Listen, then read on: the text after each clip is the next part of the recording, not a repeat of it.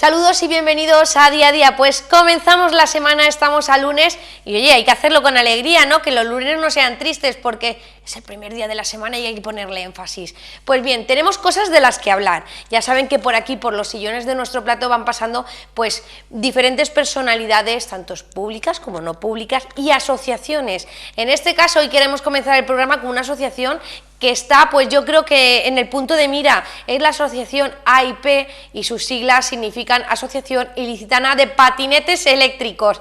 ¿Quién no ha pensado comprarse un patinete eléctrico? ¿Quién no lo tiene en casa o incluso regalarlo estas navidades? Pues bien, sabemos que algo está cambiando y yo para ello he querido invitar a la asociación. En este caso viene Juan Carlos a hablarnos de ella. Juan Carlos, bienvenido. Hola, bienvenido. Bueno, creo que es el momento porque además estamos casi en plenas navidades, como aquel que dice, y es uno de los regalos que se suele hacer hoy en día, el tema del patinete eléctrico. Pero sí que es verdad que desde la asociación estáis trabajando muy duro para que esa normativa llegue lo antes posible. ¿En qué punto os encontráis ahora mismo, Juan Carlos? Pues ahora mismo, según la DGT, ya saca su normativa, que se supone que es para todas las ciudades, pero en cada ciudad la adaptará un poco a su ciudad, como aquí en Elche, que se supone que la tienen que adaptar a la ciudad, ya que discurre mucho el carril bici por lo que son aceras, y según la DGT no deja ir por aceras.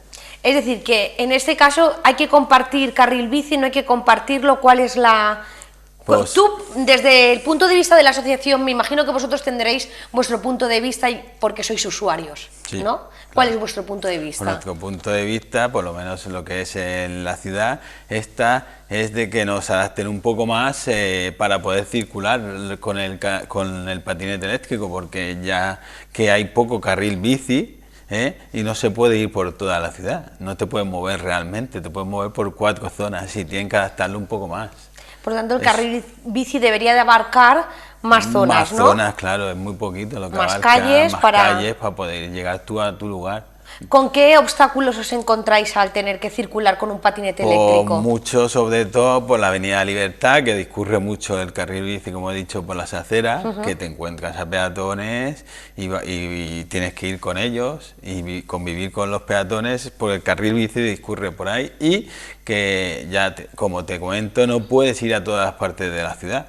Si tú tienes un patín eléctrico como una bici es para poder moverte y llegar a todos los sitios, porque para recorrerte a lo mejor 500, 700 metros andando, pues casi vas en tu vehículo, o en tu coche o en tu moto. ¿Y qué problemas existen para circular por la carretera, por ejemplo? Por la carretera, lo que es por la calzada no dejan, porque hasta que no hagan, según quien ellos, lo que es la DGT, que todas las ciudades sea zona 30, no se puede, porque el patín es peligroso. Es peligroso y el patín no corre como un vehículo. Bueno, hay diferentes tipos de patinetes. Cuando hablamos de patinete eléctrico, estamos hablando de ese patinete en el que se va de pie, en el que se va sentado, porque hay algunos que ya prácticamente rozan una motocicleta. Sí, claro, hay patinetes con mucha más velocidad, mucha más potencia, que eso sí que quieren que estén matriculados. Los nuestros también, y esos quieren que tengan un seguro, casco se lleve y señalización, lo que si se puede llevar intermitentes, y chaleco y casco. Y por lo tanto, quieren obligar seguro, sobre todo quieren obligar seguro lo que es chaleco y casco. Por lo tanto, la normativa tiene que ir en base a la vestimenta, a cómo tenga que ir equipado la persona, ¿no? El conductor, cómo tiene que ir equipado el patinete en sí, y luego por dónde tiene que circular y la velocidad, ¿no? Esos son los 4 puntos más importantes en los que la normativa ha de intervenir, imagino. A nivel de España has dicho que ya hay algo. Sí, la DGT ha sacado ya su normativa, que solo deja ciclovía, carril 30, zona carril bici y poco más. Calzada no deja nada y lo que es aceras tampoco. Bueno, hemos hablado de obstáculos en la Avenida de la Libertad, pero por ejemplo, ¿tú lo utilizas para desplazarte diariamente? Sí, para desplazarme por Elche, como ir al ayuntamiento, como ir a lo mejor al sector Quinto, ir a la zona de Carrufo, y hay muchos sitios que llegas y te encuentras que hay un poco de carril bici y ya no puedes hacer nada más. ¿Y qué hacemos? Por ahora, pues a lo mejor vamos un poco por la calzada con mucho cuidado. También lo que nosotros les propusimos que era que adaptaran un poco las calles anchas para poder ir con el patín. De hecho, en Elche tenemos muchísimas muchas calles anchas.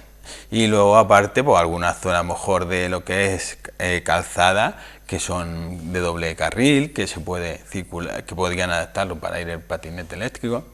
Sí, porque por ejemplo las del bus, esos carriles que están adaptados para el bus. Para el bus. ¿Para vosotros vendría bien o compartir carril con el bus es un poco complicado? Hombre, se podría, el bus tampoco se supone que va a una velocidad, debe ir a una velocidad muy alta. Pero está claro que si queremos ser en 2030 ciudad verde, como es lo que a lo que se propone que lleguemos, ¿no?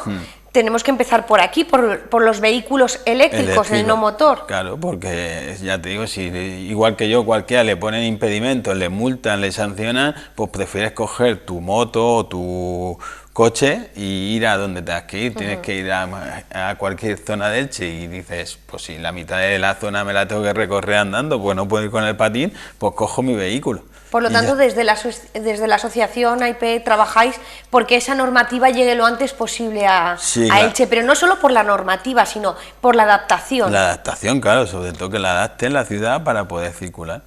Bueno, ¿y cómo lucháis para que esto llegue al ayuntamiento? Pues esto sobre todo con movilidad urbana, que son los responsables, y que ellos están con la policía local, intentando adaptarlo, y que ahora mismo estamos intentando tener una entrevista con ellos, no me han contestado por ahora, para poder ver y que nos digan a ver cómo va y qué es lo que quieren hacer y que a ver si hay una solución un poco más. Adaptarla va a ser difícil porque eso es todo. Lleva su tiempo. Lleva su tiempo y falta que Pero bueno, es que los patinetes ya están en la calle. Ya están en la calle y cada día más. Elche ya ha sido una locura desde este verano para adelante. Yo he visto y se ha vuelto exagerado. Yo creo que tiene que ver porque Elche es una ciudad fácil y sobre todo porque los puntos de trabajo, por ejemplo, Torrellano, el patinete llega hasta Torrellano, claro, esos kilómetros lo cumple. Y es prácticamente las afueras donde suele trabajar la gente, en los polígonos, están cerca relativamente, no estamos en un Madrid, claro, que podemos ir a trabajar con el patinete, por ejemplo. Sí, te da para llegar y lo cargas en tu trabajo y vuelves. Bueno, si nos descuidamos llegamos hasta Santa Pola, ¿no? Sí, tenemos unos 25 kilómetros por ahí, 30. Que a Santa Pola podríamos llegar perfectamente, ¿no? Con la batería cargada y además que irán al final aumentando la carga, la batería en sí. Pues mira qué fácil es moverse. Por un lado, lo que pedís en normativa y luego por otro, ¿qué tiene que hacer la gente si quiere asociarse, si quiere pertenecer a la asociación? Porque es importante que esto aglutine la mayor gente posible, claro, ¿no? Y sobre todo que tengamos apoyo de los usuarios, porque si no tenemos apoyo, nosotros estuvimos un tiempo intentándolo, pero al ver que no había mucho apoyo, tampoco era lo que hay ahora de tanto patinete. Si hay apoyo y están con nosotros y que cuando tengamos que ir, si hay que hacer una manifestación, hay que hacer algo, pues que estén ahí. Y nos pueden encontrar en Facebook, nos pueden encontrar en Instagram, también tenemos lo que es WhatsApp. Es importante que la asociación crezca, por eso claro, toda esa gente que ha adquirido un patinete y que es usuario, que por favor se ponga en contacto con AIP, se haga socio y más que nada es para sentir el apoyo y que al final se pueda llevar a cabo todas estas normativas que pedís, ¿no? Claro, y luchar por ello, porque dos personas solo no pueden luchar, cuanto más seamos, más fuerza haremos. Y patinetes hay. Y patinetes hay. Bueno, pues Juan Carlos, muchísimas gracias por venir. Nada. Iremos hablando de cómo va evolucionando la normativa, a ver si la tenemos lo antes posible. Vale, muchas gracias. Y a la gente que está en casa, una pequeña pausa, pero vuelvo enseguida.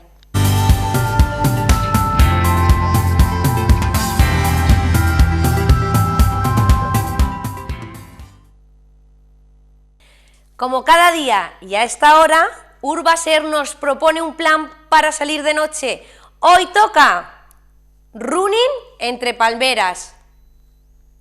Disfruta de la suave brisa nocturna y siéntete fit, ya sea antes o después de una buena cena. Y si lo que buscas es subir de nivel, aprovecha y baja tu bolsa de basura justo antes de empezar a correr, de 9 a 11. Corre y ponte en forma y que no te quiten el postre.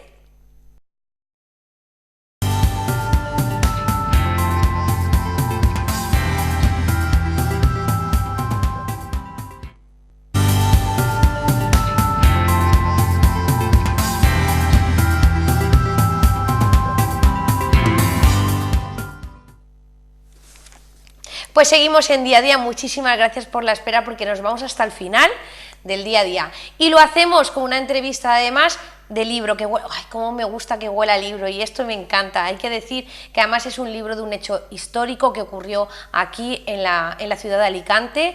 El libro se llama, lo voy a leer para no cambiarle el nombre, yo creo, se llama Miquel Grau, 53/1977. Yo cuento con su escritora, que está aquí con nosotros, se llama Llum Quillonero, y le damos la bienvenida. Llum, bienvenida. Muchísimas gracias por invitarme. Bueno, es un libro histórico, narra un hecho histórico tal cual ocurrió, y además lo hace así porque tú también formas parte, lo viviste en primera persona. Pero claro, ya diciendo que se llama Miquel Grau, me imagino que será pues la persona que lo vivió en sí, claro. Va sobre él. Cuéntanos. Sí. Mira, Miquel Grau se llama así, Miquel Grau 53/1977, porque narra el atentado que le causó la muerte a Miquel. La noche del 6 de octubre de 1977, cuando estábamos pegando un cartel, Ese es el cartel. Este cartel, que era el cartel que era la convocatoria de la primera manifestación unitaria, democrática, legal, después de las primeras elecciones que habían sido en junio de ese año. Bueno, estoy viendo que el cartel es muy nuevo, Llum, y yo que soy muy curiosa, sí. Digo que me imagino que este vendrá con el libro, que los habrás publicado adrede para que todo el mundo pueda contar con el cartel, claro, efectivamente. Que digamos es el causante o el detonante de... Eso es el motivo por el que estábamos esa noche pegando carteles nosotros, un grupo de jóvenes, en este caso en la Plaza de los Luceros de Alicante, pero cientos y cientos de personas más, también en Elche y por todo el País Valenciano, ¿no? Te lo devuelvo. Y bueno, el libro trata de... es un homenaje a la memoria de Miguel, pero es también un homenaje a la generación, a aquella generación joven que luchamos por la democracia, que crecimos en dictadura, pero que nos jugamos la vida, ¿no? Nos jugamos la vida por cambiar nuestra sociedad. Porque en este caso le tocó a Miguel, pero fueron muchos. Claro. La transición, fue un pacto en realidad con la dictadura, el atado y bien atado, ¿no? Pero supuso también una bocanada de aire nuevo, ¿no? y de libertades, y bueno, para conseguir esas libertades, la gente joven, los más jóvenes que estábamos implicados en aquel cambio, no teníamos el miedo que tenían nuestros padres, que habían vivido los horrores desde el principio de la dictadura, y nosotros, como no teníamos ese miedo, fuimos capaces de hacer cosas como esta, ¿no? Arriesgarnos a, en realidad pegar un cartel que era un cartel unitario. Todas las fuerzas políticas que habían aprobado, que habían participado y habían ganado escaños, estaban apoyando este cartel. Claro, un militante de Fuerza Nueva esa noche le pareció inadecuado lo que estábamos haciendo, y desde un piso de la Plaza de los Luceros empezó a tirarnos piedras, agua, como tratando de disuadir lo que estábamos haciendo, y hasta que, como no nos consiguió disuadir, nos tiró una piedra enorme, que yo digo que cayó sobre la cabeza de todos, aunque en realidad solo mató a Miguel, ¿no? Por eso es también un libro que es un homenaje a toda una generación, ¿no? A nuestras conquistas y también a nuestras frustraciones, ¿no? El libro cuenta un poco pues cómo era el origen de quién era Miguel, que era, pegábamos un cartel que era convocando a la primera, lo pone el cartel, 9 de octubre, Día Nacional del País Valenciano. Era un acuerdo con las 4 barras, pues una conquista que en realidad luego se retrocedió, ¿no? Respecto a lo que en un primer momento, hasta la propia denominación del País Valenciano, pues no llegó a cuajar, ¿no? Pero Miguel Grau era un vecino, era de Alicante para entonces, pero era un emigrante de la Vega Baja. Había nacido en Rafal, y también a mí me parecía importante poner de manifiesto, en la situación en la que tan difícil nos es a veces aceptar, y las luchas y las resistencias en el País Valenciano, para entender la necesidad de bueno, y la defensa de la lengua valenciana, de la cultura valenciana, en un país que en algunos territorios es solamente castellano, ¿no? Se habla sobre todo el castellano, pues que la primera víctima en nuestro territorio por la defensa de los derechos nacionales fuera un hijo de Rafal, ¿no? Un hijo de la Vega Baja, la grandeza que tiene la lucha por la democracia, ¿no? Que significa que tú luchas por los derechos de todos, aunque en este caso la lengua no fuera la suya, el valenciano, ¿no? Pero el autogobierno iba más allá, ¿no? Y por eso los derechos, más allá de la lengua, claro. Y bueno, ¿por qué ahora? Es decir, desde 1977, ¿por qué has decidido publicarlo ahora? Pues mira, yo estaba esa noche con Miguel allí pegando carteles. Es más, yo era la responsable de aquel grupo, ¿no? De aquel pequeño grupo.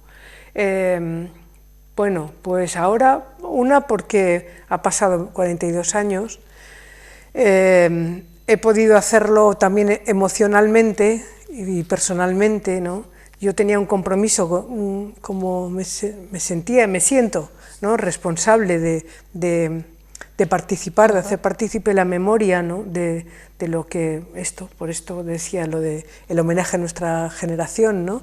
Me parecía que era imprescindible que no cuenten los otros la historia, que nosotros hemos sido protagonistas, ¿no? Que no nos la cuenten, y en ese sentido quería escribirlo, ¿no? Haber sido capaz emocionalmente, tener el tiempo y la tranquilidad para hacerlo, para poder distanciarme, para poder también leer los contextos, el crecimiento de nuestra sociedad, qué había ocurrido, quiénes éramos en el 77, poder poner y compartir las dificultades, una sociedad que se resistía al cambio, a la vez que había una fuerza por ese mismo cambio. Que hay similitudes, ¿no? ¿Has podido ver similitudes en aquella época y esta, a la hora de escribirlo? En realidad, bueno, imagínate que la iniciativa del libro, y yo también quería que fuera una iniciativa colectiva, hicimos una pequeña colecta hace 8 años,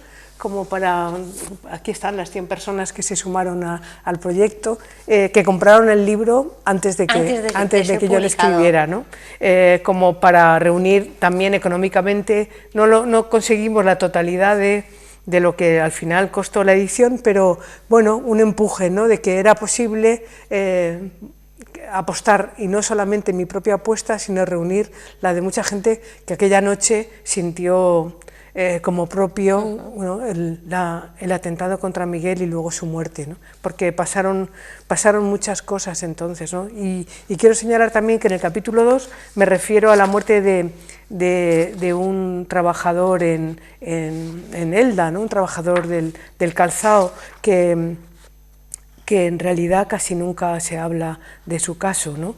Y a mí me parece que Teófilo del Valle era un trabajador del calzado que también era un emigrante, que en una de las luchas por los derechos sindicales y laborales de los trabajadores del calzado, en un momento en el que todo el Valle del Vinalopó estaba movilizado, ¿no? Desde Elche a Villena, ¿no?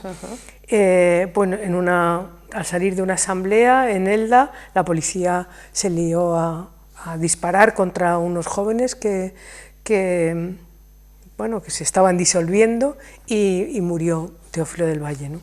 Bueno, a veces tenemos el silencio y la falta de memoria hace que cosas tan dolorosas, ¿no? Y que tienen tanto significado, ¿no? De los colectivo, ¿no? Porque no es que te haya atropellado un coche, que es un dolor enorme para una familia, ¿no? Sino que ha habido un acto, una decisión política, una decisión tan grave que se lleva por delante la vida de alguien.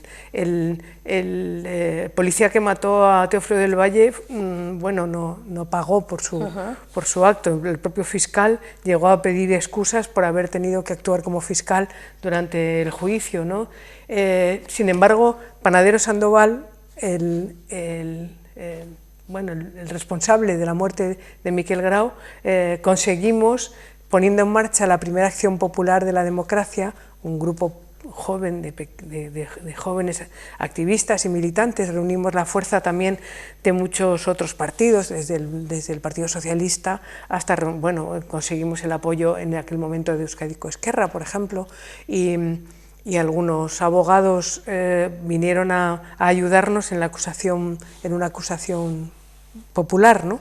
Y se sumó a la acusación pública, la acusación privada y también la acusación popular, ¿no? Fíjate que por un lado estás contando sí. que Teófilo Sí. no hubo culpables, ¿no? Pero con la muerte de Miquel Grau sí que lo hubo y fue acusado y fue condenado, pero gracias a la acción y el activismo y la acción popular, que por eso es un libro lleno de sangre, pero también lleno de luz, que en este momento tan convulso que vivimos en una parte política y yo creo que apática, la sociedad estamos bastante apáticos, yo creo que es un clamor a podemos luchar por nuestros derechos, podemos seguir y hacer que los gobiernos mejoren y que por lo menos que lo hagamos, ¿no? Porque yo creo que la apatía es algo que es lo peor que pueda tener una sociedad apática.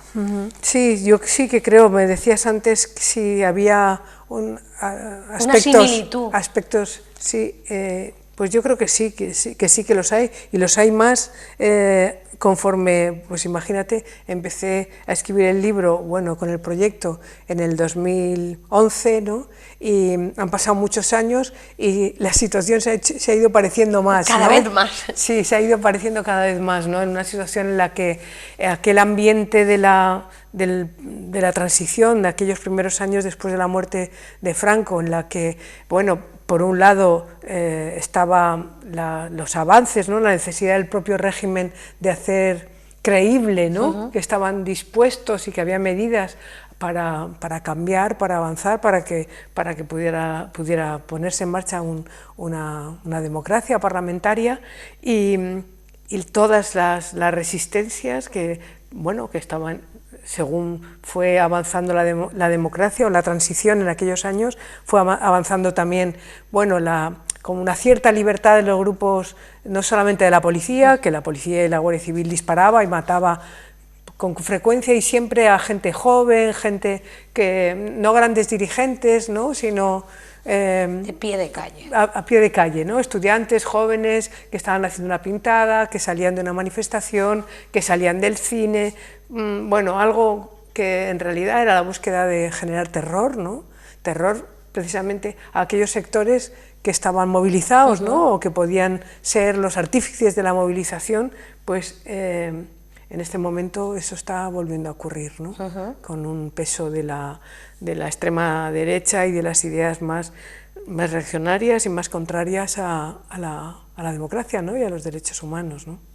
Es decir, que sí que hay similitudes. Claro que hay similitudes, sí, y por eso yo creo que también, de la misma manera que vivimos con mucho silencio la memoria de la derrota de la dictadura, de la derrota de la República, quería decir, ¿no? Que cuando esta reivindicación de la memoria histórica y hablamos de, bueno, ¿qué pasó? ¿Qué fue? ¿No? ¿Qué fue de nuestras familias? ¿No? El silencio durante la dictadura fue bueno, una losa en nuestras familias, ¿no? Una forma también, yo que he trabajado más, escribí otro libro que se llama Nosotras que perdimos la paz, que está dedicado a contar la vida de, bueno, la guerra, la república, el golpe militar y la resistencia contado a través de voces de mujeres, ¿no? Para mí fue, bueno, muy interesante y necesario meterme en la investigación, ¿no? Cuando me di cuenta que en realidad a mi alrededor, esto lo hizo sobre los años 90, alrededor había aún mujeres que habían sido, bueno, que estaban allí, ¿no?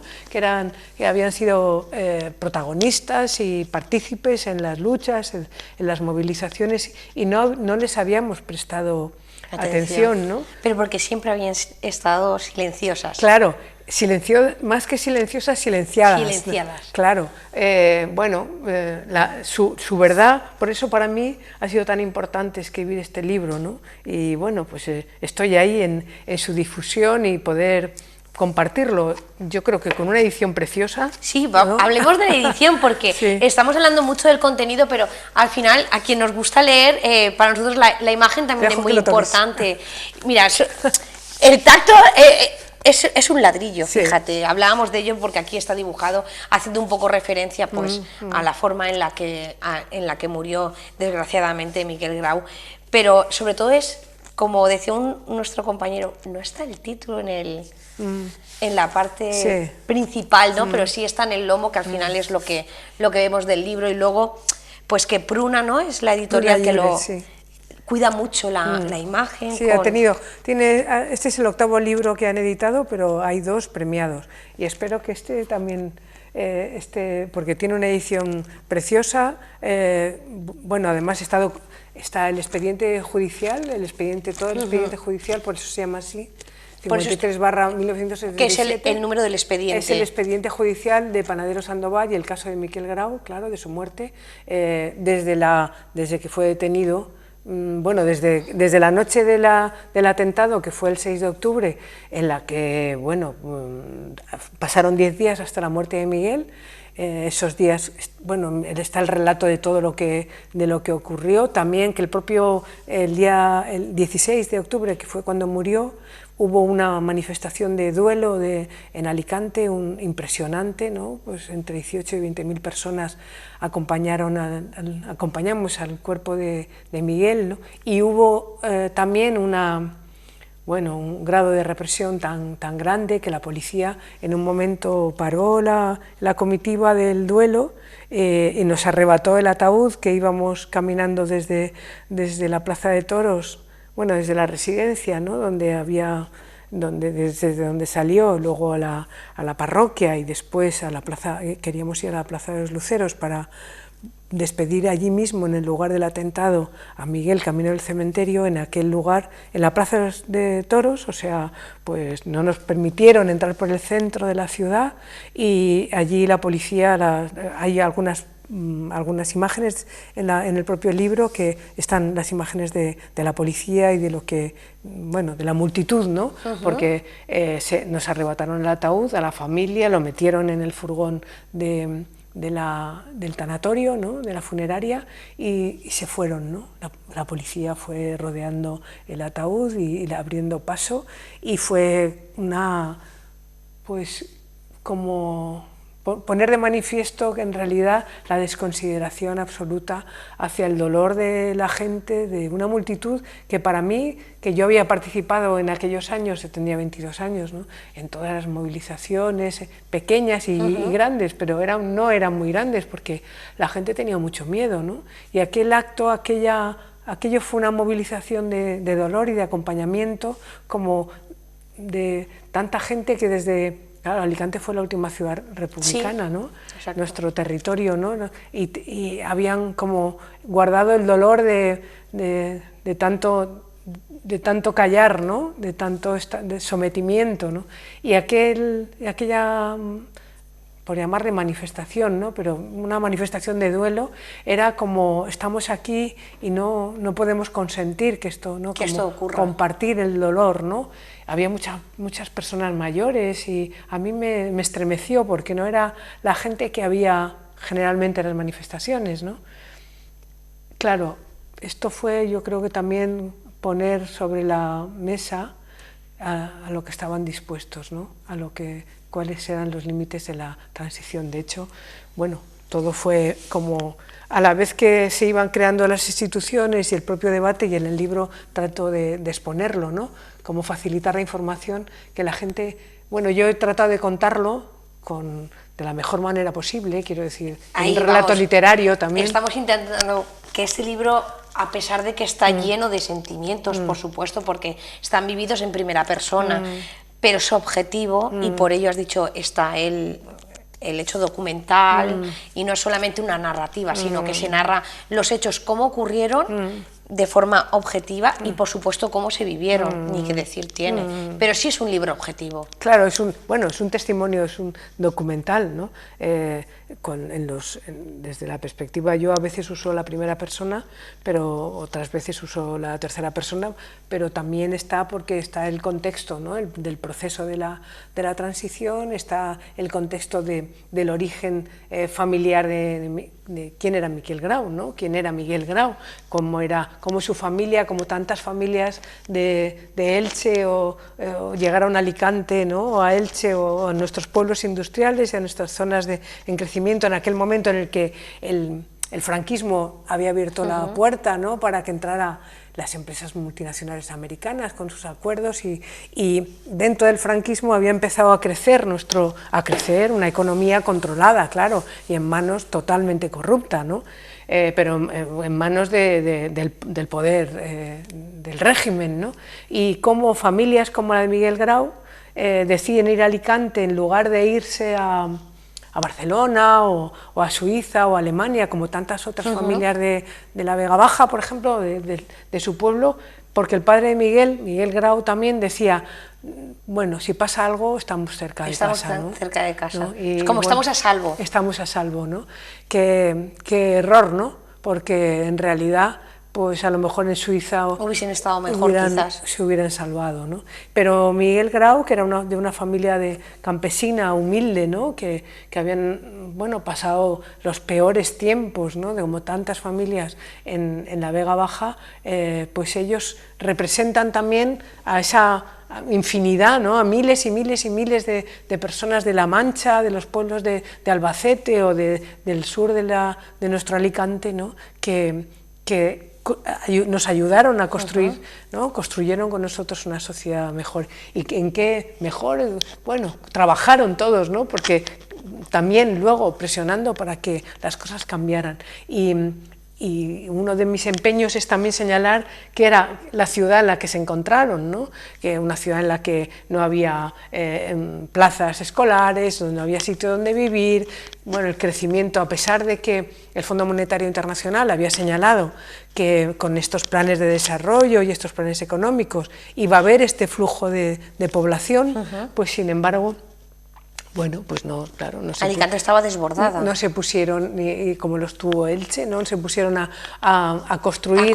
Lo que construyeron en realidad fue otra vez víctima de la propia corrupción que definía el régimen y bueno, las peores edificaciones en lugares muy alejados de la ciudad, barrios que luego con el paso del tiempo acabaron teniendo servicios y bueno, de transporte, ¿no? Pero que casi guetos. Sí, guetos, abiertamente, guetos además con edificaciones bueno, de una calidad pésima, ¿no? Que ya las hemos visto, algunos de esos barrios han tenido que construirse y algunos están aún pendientes de rehabilitación, ¿no? Bueno, quiero decir que esto, tantas familias, la familia de Miguel, llegó a Alicante, se tuvo que meter en una casa, compartir casa, ¿no? Porque no había dónde, pero otras tenían que irse a vivir y a construirse una chabola, ¿no? Cualquier cosa para cobijarse mientras encontraran trabajo y pudieran salir adelante. En ese sentido, Miguel era un chaval modelo, porque imagínate que él era el mayor de sus hermanos, era un dependiente de comercio en una tienda de moda, ¿no? Como todos los hermanos, en cuanto tuvieron la edad, empezaron a trabajar. Él, como tantos otros entonces, estudiaba por la noche comercio porque quería formarse y aprender, ¿no? y mejorar, ¿no? Y en ese momento estaba haciendo la mili en el Ferrol y había venido de permiso. Había venido a Alicante de permiso y en ese momento que viene de permiso él encuentra que está viviendo en una situación, bueno, metido en un barco, en un momento de transición, en un ambiente militarizado y, bueno, pues ultrarreaccionario y fascista y contrario a la democracia, pues él dice, bueno, me sumo a esta pegada de carteles, una pegada legal en la que puedo participar, ¿no? con sus amigos, ¿no? Imagínate que si Miguel esa noche ese ladrillo hubiera caído sobre la cabeza de otro de nuestros compañeros o sobre la mía, ¿no? Pues imagínate que Miguel a lo mejor hubiera tenido un proceso militar, ¿no? Porque los soldados no tenían derecho ninguno, ¿no? Y él a lo mejor hubiera sufrido un consejo de guerra, ¿no? Quiero decir que es importante, a través de la historia y de la pequeña historia, de nuestras pequeñas historias, yo creo, bueno, que es fundamental, así ir hasta el fondo para ver el contexto de la gran historia que construimos y cómo podemos construirla, modificarla, mejorarla, a veces padecerla, ¿no? Porque para toda nuestra generación la historia, el momento, la muerte de Miguel fue un golpe para todos, ¿no? Claro. Pues hay que decir, ya vamos llegando al final porque me quedo sin tiempo, pero ¿qué puede hacer la gente para adquirir el libro? ¿Dónde lo pueden comprar? ¿Dónde lo pueden encontrar? Bueno, pues en las, no sé si en alguna librería de Elche, yo creo que ya está, en Allitruc. En Allitruc. Y después, bueno, en Alicante también están varias librerías, una librería extraordinaria que acaban de inaugurar, que es un milagro precioso. Es un milagro que hoy en día se inaugure en librerías. Y Fahrenheit también. Y bueno, yo voy por ahí haciendo presentaciones con mi libro bajo el brazo, porque ha costado enormemente escribirlo. Creo es una responsabilidad política, literaria, informativa. Fíjate, ¿no? Vas vendiendo libros como ibas pegando carteles. Efectivamente. Sí, porque... No ha cambiado nada, sigues igual.